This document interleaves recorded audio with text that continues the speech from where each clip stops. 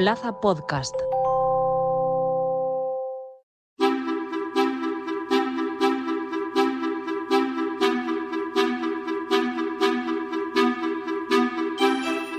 España es uno de los pocos países europeos que tienen hasta 3 tipos de gravamen para el IVA. No es lo habitual porque las grandes economías europeas han tenido que unificar esos tipos hacia uno más genérico sin excepciones. España, como decimos, no es el caso. El impuesto al consumo, el IVA, ha cambiado ya para parte de la cesta de la compra y también para los recibos. Un vaivén que no se veía en este tributo desde hace más de una década con el fin de hacer frente a las 2 últimas crisis. El Gobierno aprobó recientemente una serie de medidas que afectan al bolsillo de los ciudadanos y no solo competen a la cesta de la compra, también a suministros básicos como el gas o la electricidad. Estas medidas se enmarcan dentro del nuevo decreto ley de la prórroga de medidas ante los efectos de los conflictos de Ucrania y de Próximo Oriente. El mismo se prorroga hasta final de año, aunque contiene una serie de matices. Hoy vamos a repasar precisamente cuáles son esas medidas, cuáles son sus señas de identidad y, lo más importante, los plazos en los que van a estar vigentes.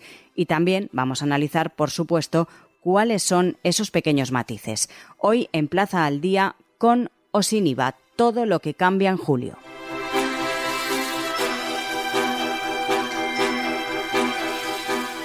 Para hablar de esta cuestión, saludamos a Julián Tío, es el portavoz de ABACU, la Asociación Valenciana de Consumidores y Usuarios. Señor Tío, muy buenas.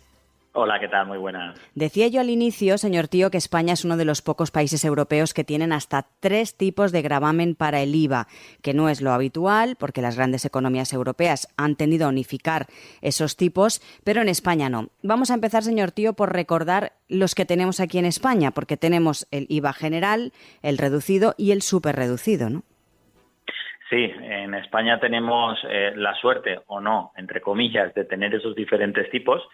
Evidentemente, vaya de previa que el IVA, a mí me gustaría dejar claro que es un impuesto que, lejos de ser igualitario, es decir, afecta a todo el mundo, evidentemente, pero no afecta por igual, porque afecta igual a los que más dinero puedan cobrar como a los que menos. Es decir, es lejos de ser todo lo conciliador que podría llegar a ser un impuesto, sería el IVA. Es decir, le estamos exigiendo el mismo esfuerzo a una persona que al mes llega a cobrar, no llega a 1.000 euros, que a la persona que al mes puede estar cobrando 5 millones de euros. Por lo tanto, vaya por delante que el IVA es un impuesto que habría que pues plantearse muchísimas más cosas de las que nos estamos planteando en la actualidad. En España, medidas, pues sabemos que se ha prorrogado el IVA al 0% de alimentos los más básicos, como son el pan, los huevos, la leche, las frutas, las verduras, legumbres, y ahora estará también incluido el aceite de oliva. Hasta ahora el aceite mantenía un IVA reducido al 5% y ahora ya lo vamos a reducir, por lo tanto, a ese 0%. Yo creo que es un pequeño descanso para alguno de los bolsillos, pero vamos a echar en falta que sigan sin estar entre ese grupo de alimentos que puedan estar con ese IVA al 0%, como pueden ser la carne o el pescado. Va a ser una de las reivindicaciones tanto de ABACU como de las asociaciones de consumidores el incrementar que esas medidas sean válidas también para lo que es la carne y el pescado. Esa rebaja del IVA del aceite de oliva ha entrado ya en vigor, pero a diferencia de la prórroga anterior, esta vez el Ejecutivo ha diseñado una vuelta progresiva, vamos a entrecomillar progresiva, al tipo superreducido del 4% durante los 6 meses en los que está previsto que dure esta nueva extensión de la medida. Es decir, a partir del 1 de octubre, que pasarán esos 6 meses, ¿qué va a pasar? A ver, sí, lo bueno es que hemos colocado a ese aceite y ya lo hemos colocado definitivamente como uno de los productos de cesta básica de alimentos y de esa manera pues darle un impulso, aprovechando que se supone que además era uno de los productos que estaba bajando su precio. Bueno, pues vamos a colocar a ese aceite en ese nivel. El problema, y responderte a la pregunta de qué va a pasar a partir de octubre, a mí me encantaría tener una bola de cristal y poder dar respuesta. Sí que es cierto que el Ejecutivo ya ha planteado lo que va a pasar, pero también recordemos que se planteó hace un año y que iba a pasar ahora también. Es decir, las noticias que vamos a tener y que vamos a ir viendo en estos próximos 6 meses, a mí me da la sensación que es lo que va a hacer que pase en el mes de octubre. Si vemos que la situación económica global va siguiendo la previsión de ir mejorando, el IPC va mejorando sus datos, la cesta de la compra vemos que no se ve repercutida de forma directa a unos incrementos importantes y que al final las familias vamos a poder llegar al final de mes de una manera quizá un poquito más holgada que hasta ahora, probablemente pasará lo que el Ejecutivo nos está contando que va a pasar, una vuelta paulatina a todos esos IVA súper reducidos, etcétera. Yo, sinceramente, insisto, me parece que podríamos sentarnos de aquí a 6 meses, ver en realidad cuál es la situación y en ese momento tengo claro que será el Ejecutivo el que decidirá qué hacemos, si renovamos medidas, si no renovamos y finalmente ya implementamos esas nuevas de las que estamos hablando. No lo sé, esta del aceite, como digo, es una novedad que hace 6 meses no se nos había ocurrido que iba a pasar. Por lo tanto, ¿qué puede pasar en octubre? Pues si se renuevan estas situaciones de IVA a cero e incluimos carne y pescado, bienvenido será. Si volvemos a la situación original, pues serán buenas noticias porque la economía estará yendo muchísimo mejor para las familias y para todos nosotros. Por lo tanto, yo creo que nos vamos a mover en una de esas dos situaciones. Ya sé que es un poco, pues difícil decir sí, pasará o no pasará, pero yo creo que tenemos a días vista de ese mes de octubre es cuando tendremos claro qué va a pasar. Y ahora una cuestión, señor Tío, que me parece interesante, sobre todo, pongo por delante que no queremos ir en contra de nadie, de ningún supermercado, por supuesto que no, pero sí que es verdad que a la hora de consumir y a la hora de comprar, pues ustedes, Abacu, como el resto de asociaciones de consumidores, pues dan consejos y ayudan para que estemos un poco alerta, intentemos no gastarnos más de lo necesario. Precisamente digo esto porque hemos leído también recientemente que una vez estas medidas ya se van a poner en marcha, pues los supermercados han perfeccionado un poco esas estrategias para que el consumidor maximice el gasto, es decir, para que gaste un poco más. ¿En qué consistirían esas estrategias y qué tenemos que tener en cuenta los consumidores para que no nos la cuelen, entre comillas? Bueno, ante todo yo creo que lo principal no va a estar entre esas estrategias de los supermercados, pero va a estar entre las estrategias de los consumidores, de las personas consumidoras que acudimos a comprar. Siempre va a ser nuestro tope, nuestro presupuesto. ¿Qué es lo que en realidad necesitamos, tenemos que comprar? ¿Por qué digo eso? Y ya entrando en las estrategias, porque vamos a acceder a ofertas muy del tipo segunda unidad al 50% o segunda unidad al 70%. 3x2 he visto yo mucho últimamente. Claro, 3x2, 2x1. Bueno, pues todo este tipo de ofertas, de alguna manera, que pueden ser muy interesantes, vamos a tener que escudriñarlas muchísimo como consumidores y sabiendo cuál es la situación. Es decir, si mi situación económica es la que es a día de hoy, mi presupuesto para comprar ciertos productos es por mucho que las ofertas sean llamativas o por mucho que las ofertas sean interesantes, si no llego, no llego. Además, si son ofertas además de productos que tengan una fecha de caducidad próxima, no próxima evidentemente, pero sí cercana o incluso de consumo preferente cercano, bueno, pues también igual puede que me interese o no me interese. Entonces, siempre tener en cuenta que estas ofertas van a ir en función de nuestra capacidad adquisitiva y del presupuesto que tengamos. Si tenemos eso claro, ya daremos un saltito. Lo de la ubicación de los alimentos y de los productos en los supermercados, yo creo que eso a nadie se le escapa. No es nuevo, son estrategias de marketing muy lícitas, por supuesto, pero que también a veces las pasamos por alto y nos dejamos llevar un poco por la compra impulsiva, ¿no? Vemos esas ofertas, no miramos más allá, no miramos tampoco el precio pues del litro o del kilo, etcétera, y nos dejamos llevar, lógicamente, por esas ofertas a la hora de llenar nuestra cesta de la compra. Eso ha sido así siempre. Pero por eso queríamos dar esos consejos para que la gente pues esté un poco más atenta e intente tener una cesta de la compra lo menos alta posible en estas circunstancias, ¿no? Sí, además eso acompañado, bueno, pues todos sabemos dónde se ponen ciertos productos en las ubicaciones en las tiendas, o al final de la tienda o en el piso de arriba para que tengamos que subir y a la vez o transitar por toda la tienda. Esos precios que denominamos psicológicos, eso que se acaba con 99, eso es de primero, creo yo, de rebajas, ¿no? Aquello que acaba en 99 céntimos y no es el euro siguiente, bueno, pues eso también. Y yo creo que todos esos inputs, todas esas opciones que va a ver el consumidor, vuelvo a repetir, ni son malas, ni se tienen que descartar automáticamente, sino que todas ellas, todo ese conglomerado de opciones que nos vamos a encontrar al entrar en una tienda, tienen que venir muy supeditadas a nuestro bolsillo, a nuestras posibilidades y a nuestras necesidades. Y en función de eso, yo creo que tendremos muchísimo trabajo ganado.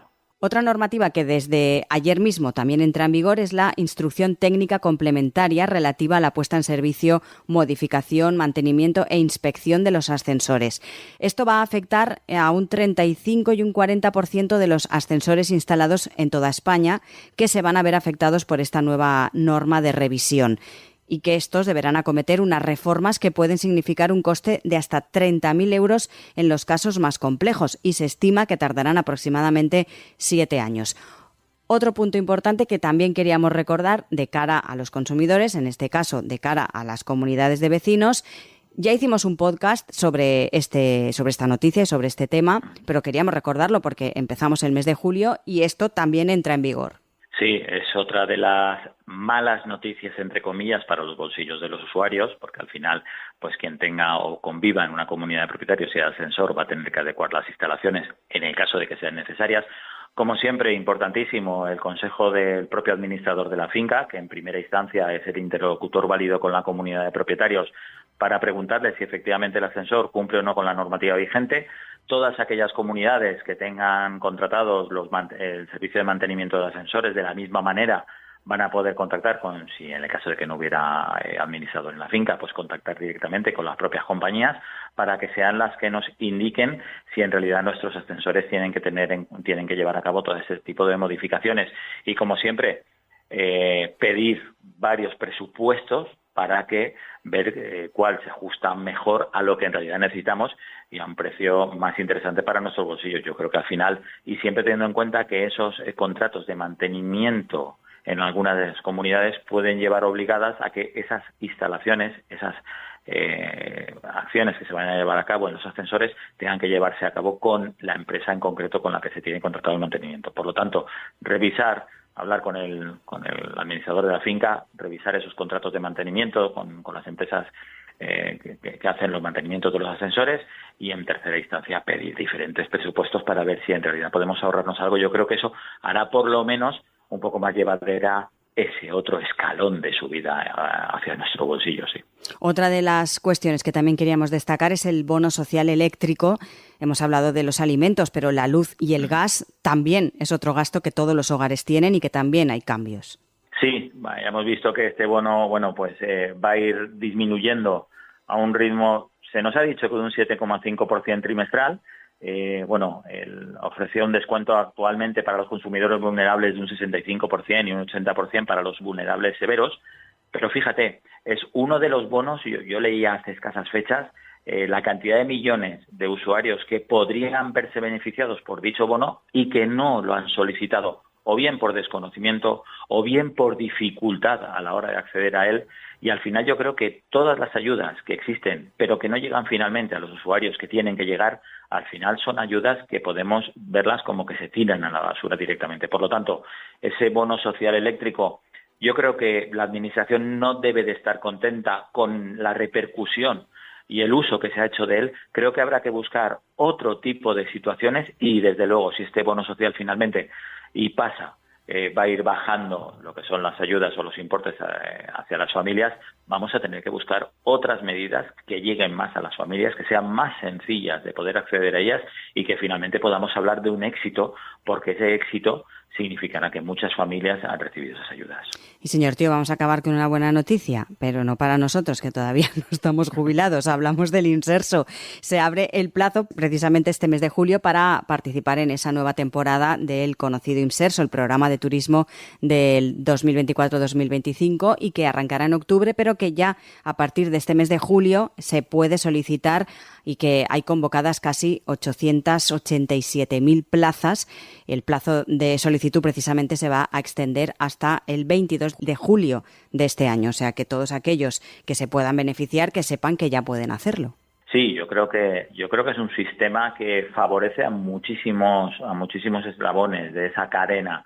Eslabones como puedan ser los consumidores, personas que quizá o no viajarían o a estos precios sí que se pueden permitir viajar, plazas hoteleras que tenemos cubiertas, que en otros casos probablemente no tendríamos cubiertas, más allá de que el beneficio pueda ser superior o inferior, está claro que va a haber pues van a poder estar abiertas las instalaciones, va a haber un uso y disfrute de las mismas por parte de los usuarios y además también yo creo que las cadenas hoteleras ganan. Por lo tanto, al final me parece que es un sistema que bien llevado, bien atendido y sobre todo bien mantenido, es un sistema que puede dar muchísimas alegrías y me parece una muy buena noticia, sí. Pues no sé si nos hemos dejado algo en el tintero, Julián. No sé si queda alguna cosa por destacar para que los consumidores lo tengan en cuenta a partir de ya mismo, o estamos ya a día 2 de julio, pues desde ayer ya han entrado en vigor estas medidas que queríamos comentar. Yo quería añadir otra medida positiva. Pues la bajada, probablemente estamos ya aquí a punto que salga el precio de la bombona de butano. Parece ser que va a volver a bajar por segunda vez consecutiva, así que si finalmente baja y no estamos escalando hacia esos 20 euros, que es donde teníamos miedo a llegar, si seguimos bajando, al menos se mantiene, también es una muy buena noticia para muchos bolsillos, sobre todo de aquellas familias donde o bien no han podido electrificar las instalaciones de su casa y no tienen más remedio que usar esa botella de esa bombona de butano, o bien aquellas familias que no tienen acceso al gas ciudad y tienen que funcionar con la bombona. Por lo tanto, probablemente nos baje también la bombona de butano. Buena noticia también para los bolsillos. Claro que sí. Julián Tío, portavoz de Abacu, muy amable como siempre por atendernos. Muchísimas gracias.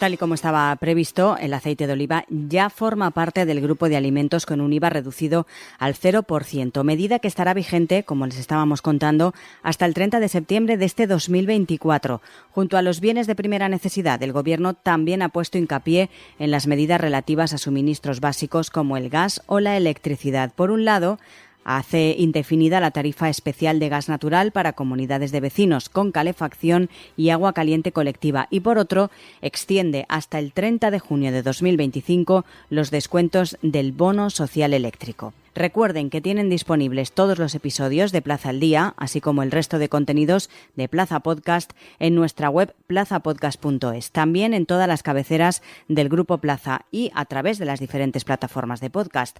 Por último, les animamos a seguir a Plaza Podcast en las principales redes sociales.